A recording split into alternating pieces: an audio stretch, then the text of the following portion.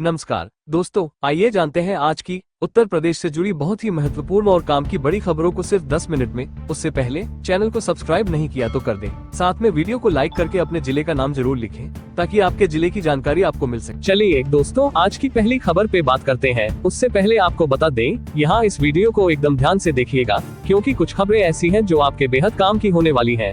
जैसा कि आप देख सकते हैं, आपके फोन स्क्रीन पर एक हेडलाइन लिखी हुई दिख रही होगी। हम लोग इसी खबर पर सबसे पहले चर्चा करेंगे। ये आज की पहली बड़ी खबर होने वाली है। आपको बता दें मित्रों, 1.5 साल बाद मंगल का चंद्रमा में प्रवेश राशियों पर पड़ेगा प्रभाव। वैदिक ज्योतिष में मंगल को ऊर्जा, पराक्रम और शक्ति का कारक माना जाता है। लगभग 1.5 साल बाद 3 अप्रैल को मंगल चंद्रमा की राशि कर्क में प्रवेश करेगा, जो इसकी नीच राशि मानी जाती है। इस परिवर्तन का प्रभाव सभी राशियों पर पड़ेगा। मेष राशि के जातकों के लिए ये गोचर अत्यंत शुभ रहेगा, जिससे घर परिवार में सुख शांति बनी रहेगी।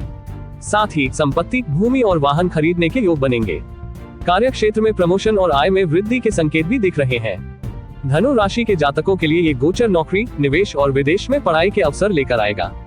कुंडली में मंगल की मजबूत स्थिति साहस, आत्मविश्वास और भूमि संपत्ति लाभ दिलाती है।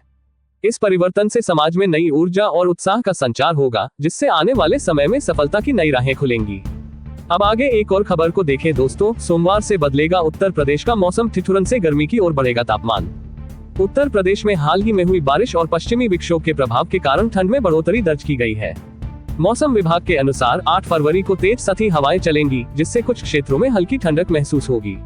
हालांकि 13 और 14 फरवरी तक मौसम साफ रहेगा और किसी प्रकार का अलर्ट जारी नहीं किया गया है। जैसे जैसे हवाओं की गति कम होगी, तापमान में वृद्धि देखने को मिलेगी। अगले सप्ताह न्यूनतम और अधिकतम तापमान में 2 से 3 डिग्री सेल्सियस की बढ़ोतरी दर्ज की जाएगी। सुबह और शाम हल्की ठंडक बनी रहेगी, लेकिन दिन में गर्मी का अनुभव होगा। 9 फरवरी को कुछ इलाकों में धुंध और हल्के कोहरे की संभावना जताई जा रही है। 10 से 14 फरवरी तक मौसम शुष्क बना रहेगा। इस प्रकार उत्तर प्रदेश का मौसम अगले कुछ दिनों में गर्मी की ओर बढ़ता दिखाई देगा। अब इधर देखिए, अगली खबर आ रही है। वाराणसी गोरखपुर रेलवे रूट पर नए ट्रैक निर्माण से यात्री होंगे प्रभावित। वाराणसी से गोरखपुर के बीच तीसरे रेलवे ट्रैक के निर्माण के चलते रेल यात्रा में अस्थायी व्यवधान आएगा। 15 फरवरी से यह बदलाव प्रभावी होगा, जिससे यात्रियों को परेशानी का सामना करना पड़ सकता है। चौरी चौरा एक्सप्रेस 1 से 8 मार्च तक, काशी एक्सप्रेस 2 से 8 मार्च तक और लोकमान्य तिलक एक्सप्रेस 3 से 9 मार्च तक निरस्त रहेगी। रेलवे प्रशासन ने यात्रियों से यात्रा की पूर्व योजना बनाने और अपडेट्स पर नजर रखने की अपील की है। ये कदम रेलवे संचालन में सुधार और यात्रियों को बेहतर सेवाएं देने की दिशा में उठाया गया है। अब आगे एक और खबर को देखें दोस्तों। यूपी एक्सप्रेसवे पर वातानुकूलित टॉयलेट, यात्रियों को मिलेगी नई सुविधा। उत्तर प्रदेश के प्रमुख एक्सप्रेसवे पर अब एयरपोर्ट जैसी आधुनिक टॉयलेट सुविधाएं उपलब्ध कराई जाएंगी। आगरा, लखनऊ, बुंदेलखंड, पूर्वांचल और गोरखपुर लिंक एक्सप्रेसवे पर वातानुकूलित टॉयलेट बनाए जाएंगे। इस परियोजना को 45 दिन में पूरा करने के निर्देश दिए गए हैं, अन्यथा पेट्रोल पंप संचालकों पर कार्रवाई की जाएगी। प्रत्येक पेट्रोल पंप पर महिलाओं और पुरुषों के लिए अलग अलग टॉयलेट, स्वच्छ पेयजल और अन्य सुविधाएं अनिवार्य होंगी। इसके अलावा यात्रियों की सुविधा के लिए स्नैक्स की दुकानें खोलने की अनुमति दी जाएगी। गंगा एक्सप्रेसवे पर भी इस योजना को लागू करने की तैयारी है। ये पहल यात्रियों को अधिक सुविधा देने और स्वच्छता बनाए रखने के लिए की जा रही है। चलिए इसी के साथ देखते हैं अगली खबर को। न्यू नोएडा का विकास, हटेंगे गांव, बनेगा नया शहर। उत्तर प्रदेश सरकार ने न्यू नोएडा के विकास की विस्तृत योजना को मंजूरी दे दी है। इस योजना के तहत बुलंदशहर और दादरी क्षेत्र में 209.11 वर्ग किलोमीटर में नया शहर विकसित किया जाएगा। इस शहर में 8,420.82 हेक्टेयर में औद्योगिक क्षेत्र विकसित किया जाएगा, जिससे लाखों लोगों को रोजगार मिलेगा। ग्रेटर नोएडा फेज 2 में 140 नए गांव जुड़ने से क्षेत्रफल बढ़ेगा और जनसंख्या 40 लाख तक पहुंचने की संभावना है। मास्टर प्लान 2041 के तहत दादरी और बुलंदशहर के 84 गांवों को इस योजना में शामिल किया जाएगा। ये परियोजना प्रदेश के समग्र विकास में मील का पत्थर साबित होगी। अब इधर देखिए, अगली खबर आ रही है। गोरखपुर में ऑटो ई रिक्शा के लिए नया नियम, यातायात होगा सुगम। गोरखपुर में बढ़ते यातायात जाम को देखते हुए प्रशासन ने कड़े कदम उठाए हैं। रविवार को बेतियाहाता से हनुमान मंदिर रोड पर सुबह 9 बजे से रात 9 बजे तक ऑटो, ई रिक्शा और लोडर वाहनों का प्रवेश प्रतिबंधित रहेगा। परिवहन विभाग ने वाहन चालकों को निर्देश दिया है कि वे निर्धारित वैकल्पिक मार्गों का उपयोग करें। यातायात पुलिस ने निरीक्षण कर ठेले खोमचों को हटवाया और नियमों का उल्लंघन करने वाले चालकों के खिलाफ कार्रवाई की। इस अभियान के तहत 931 वाहनों का चालान किया गया और 38,500 रुपए का जुर्माना वसूला गया। चलिए इसी के साथ देखते हैं अगली खबर को। ग्राम विकास अधिकारियों के तबादले के नए नियम, खुलेंगे नए अवसर। उत्तर प्रदेश सरकार ने ग्राम विकास अधिकारियों के संवर्ग को राज्य कैडर घोषित करने की नई नियमावली तैयार की है। इससे अधिकारियों को पूरे प्रदेश में कार्य करने का अवसर मिलेगा और जिला स्तर पर स्थानांतरण की बाध्यता समाप्त होगी। पहले तबादले केवल ब्लॉक स्तर पर होते थे, लेकिन अब विशेष परिस्थितियों में अधिकारियों को दूसरे जनपदों में भी स्थानांतरित किया जा सकेगा। इसके अलावा रिक्त 2498 पदों पर भर्ती की प्रक्रिया जल्द शुरू होगी। इस फैसले से ग्राम विकास को गति मिलेगी और प्रशासनिक पारदर्शिता बढ़ेगी। अब आगे एक और खबर को देखें दोस्तों। यूपी में 11,000 से अधिक पदों पर भर्ती, युवाओं के लिए सुनहरा अवसर। राष्ट्रीय ग्रामीण मनोरंजन मिशन सोसाइटी उत्तर प्रदेश ने कुल 11,335 पदों पर भर्ती निकाली है। इसमें computer assistant, coordinator, facilitator, MTS और अन्य पद शामिल हैं। आवेदन की अंतिम तिथि 20 फरवरी 2025 है। विभिन्न पदों के लिए शैक्षिक योग्यता और आयु सीमा तय की गई है। लिखित परीक्षा और कंप्यूटर टेस्ट के आधार पर उम्मीदवारों का चयन किया जाएगा। ये भर्ती ग्रामीण क्षेत्रों में रोजगार के नए अवसर प्रदान करेगी और युवाओं के लिए एक महत्वपूर्ण अवसर साबित होगी। अब इधर देखिए, अगली खबर आ रही है। यूपी में LPG आपूर्ति को मिलेगी नई दिशा, 65 एकड़ जमीन आवंटित। उत्तर प्रदेश में LPG आपूर्ति को बेहतर बनाने के लिए UPSIDA के CEO मयूर माहेश्वरी ने 65 एकड़ जमीन के आवंटन की घोषणा की है। इस योजना के तहत बल्क डिस्पैच टर्मिनल बनाया जाएगा, जिससे पूर्वी और मध्य यूपी के शहरी व ग्रामीण क्षेत्रों में कुकिंग गैस की आपूर्ति सुचारू होगी। इस टर्मिनल से लखनऊ, झांसी, सलेमपुर, बरेली और गोरखपुर जैसे शहरों को आसानी से गैस भेजी जाएगी। ये BPCL की सबसे बड़ी आपूर्ति इकाई होगी, जिसमें कांच की शीशियों की जगह टेट्रा पैकिंग का उपयोग होगा, जिससे मिलावट और अवैध कारोबार पर रोक लगेगी। इस परियोजना से रोजगार के नए अवसर पैदा होंगे और व्यापारिक गतिविधियों में वृद्धि होगी। टर्मिनल के संचालन से सिलेंडर पैकिंग और वितरण प्रणाली में सुधार आएगा, जिससे उपभोक्ताओं को गुणवत्ता में बेहतरी देखने को मिलेगी। मयूर माहेश्वरी ने बताया कि यह परियोजना प्रदेश के ऊर्जा क्षेत्र में आत्मनिर्भरता की ओर एक महत्वपूर्ण कदम होगी। इससे गैस की आपूर्ति में बाधाएं दूर होंगी और प्रदेश की आर्थिक प्रगति को बढ़ावा मिलेगा। अब आगे एक और खबर को देखें दोस्तों। नोएडा में सस्ती आवासीय योजना, 7 लाख में मिलेगा भूखंड। नोएडा में उद्योगों में काम करने वाले मजदूरों के लिए आवासीय भूखंडों की योजना शुरू की गई है।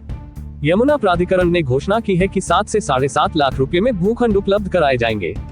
इस योजना में उन्हीं मजदूरों को शामिल किया जाएगा जिनकी वार्षिक आय अधिकतम 2.5 लाख रुपए तक होगी। चयन लॉटरी प्रणाली से किया जाएगा, जिससे प्रक्रिया पारदर्शी बनी रहे। आवेदन ऑनलाइन पोर्टल, जन सुविधा केंद्र और जिला समाज कल्याण अधिकारी कार्यालय के माध्यम से किया जा सकेगा। इस योजना का उद्देश्य कामगारों को स्थायी आवास प्रदान करना है, जिससे वे किराए के मकानों की समस्या से निजात पा सके। योजना लागू होते ही मजदूर वर्ग में उत्साह देखा जा रहा है। ये पहल क्षेत्रीय विकास को बढ़ावा देने और गरीब वर्ग को बेहतर जीवन स्तर प्रदान करने की दिशा में एक महत्वपूर्ण कदम मानी जा रही है। इससे लाखों परिवारों को स्थायी आवास मिलने की संभावना है। चलिए इसी के साथ देखते हैं अगली खबर को। यूपी में शराब बिक्री का नया नियम, टेट्रा पैकिंग अनिवार्य। उत्तर प्रदेश सरकार ने देशी शराब की बिक्री में बड़ा बदलाव करते हुए टेट्रा पैकिंग को अनिवार्य कर दिया है। ये कदम अलीगढ़ शराब कांड के बाद अवैध कारोबार और मिलावट रोकने के लिए उठाया गया है। अब किसी भी देशी शराब की दुकान पर पुराने स्टॉक की बिक्री की अनुमति नहीं होगी। साथ ही लाइसेंस धारकों को नॉमिनी का नाम दर्ज कराना अनिवार्य होगा, जिससे आकस्मिक परिस्थितियों में कारोबार में कोई अव्यवस्था न हो। सरकार का मानना है कि टेट्रा पैकिंग से शराब में मिलावट मुश्किल होगी और अवैध बिक्री पर लगाम लगेगी। पर्यावरण संरक्षण को ध्यान में रखते हुए प्लास्टिक और कांच की बोतलों की जगह इस नई पैकिंग प्रणाली को लागू किया गया है। इस नई नीति से प्रदेश में अवैध शराब कारोबार पर रोक लगेगी और उपभोक्ताओं को सुरक्षित और नियंत्रित शराब उपलब्ध होगी।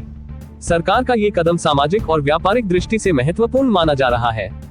चलिए इसी के साथ देखते हैं अगली खबर को। योगी सरकार की शादी अनुदान योजना, गरीब परिवारों को मिलेगी आर्थिक सहायता। उत्तर प्रदेश सरकार ने गरीब परिवारों की बेटियों की शादी में आर्थिक सहायता प्रदान करने के लिए शादी अनुदान योजना शुरू की है। इस योजना के तहत पात्र परिवारों को 20,000 रुपए की वित्तीय सहायता दी जाएगी। इस योजना का लाभ ग्रामीण क्षेत्रों में उन परिवारों को मिलेगा जिनकी वार्षिक आय 48,800 रुपए से कम और नगरीय क्षेत्रों में 5,64,000 रुपए से कम हो। एक परिवार की अधिकतम 2 बेटियों को ही इस अनुदान का लाभ मिलेगा। आवेदन विवाह के 90 दिन पूर्व या 90 दिन पश्चात तक किए जा सकते हैं। ऑनलाइन आवेदन पोर्टल, जन सुविधा केंद्र और जिला समाज कल्याण अधिकारी कार्यालय से किया जा सकता है। सरकार का ये कदम गरीब परिवारों के लिए राहतकारी साबित हो रहा है। इससे विवाह संबंधी आर्थिक बोझ कम होगा और बेटियों की शादी में सामाजिक सहयोग मिलेगा। अब आगे एक और खबर को देखें दोस्तों। यूपी में बनेगी डिजिटल लाइब्रेरी, युवाओं को मिलेगी आधुनिक सुविधा। उत्तर प्रदेश के एक जिले में जल्द ही डिजिटल लाइब्रेरी बनाई जाएगी। इसका निर्माण जिला विद्यालय निरीक्षक कार्यालय के पास किया जाएगा। वर्तमान में जिले में एक पुस्तकालय संचालित हो रहा है, जिसमें 9 कंप्यूटर, वाईफाई, फोटोस्टेट मशीन और स्कैनर जैसी सुविधाएं उपलब्ध हैं। यहाँ 425 स्थायी सदस्य हैं। नई डिजिटल लाइब्रेरी के लिए 1045 वर्ग मीटर भूमि चिन्हित की गई है। इस परियोजना पर कुल 9 करोड़ 59 लाख रुपए खर्च किए जाएंगे। इसमें अत्याधुनिक तकनीक से युक्त अध्ययन सामग्री उपलब्ध होगी, जिससे छात्रों और प्रतियोगी परीक्षाओं की तैयारी करने वालों को लाभ मिलेगा।